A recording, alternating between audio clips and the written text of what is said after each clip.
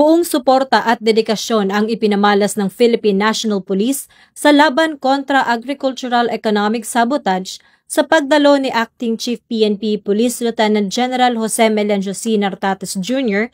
sa pulong ng Anti-Agricultural Economic Sabotage Council na ginanap noong Agosto 29 sa kasalukuyang taon.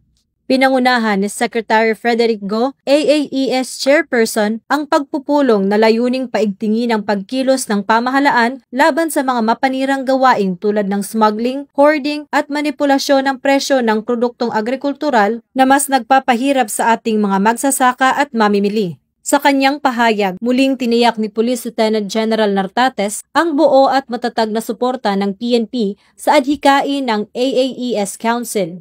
Ayon sa kanya, hindi maaaring baliwalain ang banta ng mga sindikatong sangkot sa ilegal na kalakalan ng mga produktong agrikultural gaya ng bigas, sibuyas at asukal dahil ito'y hindi lamang isyu ng ekonomiya kundi pati na rin ng kapayapaan at kaayusan. Ang pagtatag ng AAES Council ay bahagi ng mas malawak na estratehiya ng pamahalaan upang tiyakin ang katatagan ng supply ng pagkain, proteksyon ng mga lokal na magsasaka at kapakanan ng sambayanang Pilipino para sa nagkakaisang bagong Pilipinas.